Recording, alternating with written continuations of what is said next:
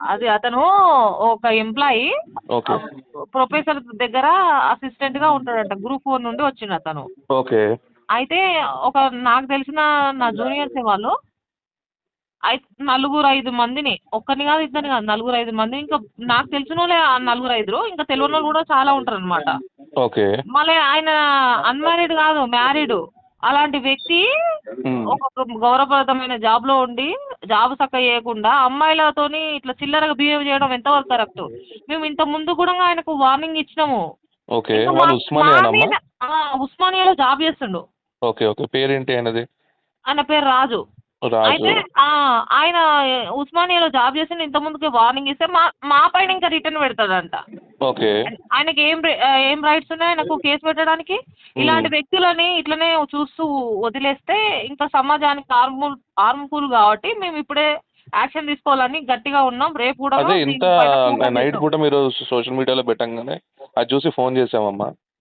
అదే మంచిది. మీరు తెలియజేయాలి. ఈయన గురించి మేము సమాజానికి తెలియజేసాం. రేపు కూడా పెద్ద ఎత్తున ప్రోగ్రామ్ కంపల్సరీ అమ్మ. వాళ్ళ డీటెయిల్స్ మనకు పెట్టండి. ఈ నెంబర్కి వాట్సాప్ చేయండి. ఇప్పుడే ఇది టెలికాస్ట్ అవుతుంది. ఓకే. ఓకే అమ్మా. అందరికీ నమస్తే. నా పేరు అనిత ముదిరాజ్. గ్రూప్ 4 ఎంప్లాయీ రాజు అనే వ్యక్తి నాకు తెలిసిన ఒక 5-6 మంది అమ్మాయిలను వేధించడం జరిగింది. ఈ వేధించడాన్ని ఖండిస్తూ నేను ఒక వీడియో తీసి సోషల్ మీడియాలో అప్లోడ్ చేసిన. అతనికి తెలిసినటువంటి రాజకీయ నాయకులు, విద్యార్థి సంఘాల లీడర్ల నుండి, పోలీస్ డిపార్ట్మెంట్ నుండి ఫోన్ కాల్స్ నాకు చేస్తూ నన్ను బెదిరిస్తుండండి. తెలంగాణ ప్రజలారా, ఈ తెలంగాణలో అమ్మాయిలకు రక్షణ లేదా? చెప్పండి మీరే. అమ్మాయిలకు అన్యాయం జరిగిందని నేను ఒక వీడియో తీసి సోషల్ మీడియాలో పెడితే నన్ను బెదిరిస్తుండండి. రేపు నాకేమన్నా అయినా కానీ మీరే ఈ యొక్క కాంగ్రెస్ ప్రభుత్వానికి బుద్ధి చెప్పాలి. అమ్మాయికి అన్యాయం జరిగినప్పుడు ఒక విద్యార్థి లీడర్గా నేను ముందుకు వచ్చి ఇట్లా అన్యాయం జరిగిందని నేను పెట్టిన, అలా ఏదైనా తప్పు జరగకపోతే ఆయన ప్రూఫ్ చేసుకోవాలి మా ముందరికి వచ్చి. కానీ ఇట్లా బెదిరింపు కాల్స్ ఎందుకోసం చేస్తుండు? అదేవిధంగా విద్యార్థి నాయకులకు కూడా నేను ఒకటి చెప్తున్నా, విద్యార్థి నాయకులారా, మనము అమ్మాయికి సమస్య వచ్చింది కాబట్టి మనం ముందు ఉండాలి, కానీ నన్ను బెదిరించుడు కాదు.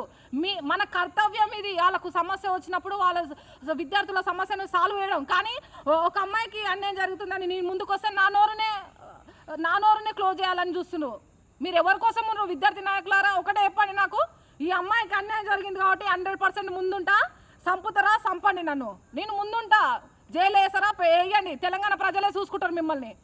నాకు ఎవరెవరు బెదిరింపు కాల్స్ చేస్తారో అన్నీ నేను ముందర పెడతా. రేపు లిస్టు మీరు చూద్దాం, ఏం చేస్తారో చేయండి. మేము రెడీగా ఉన్నాం.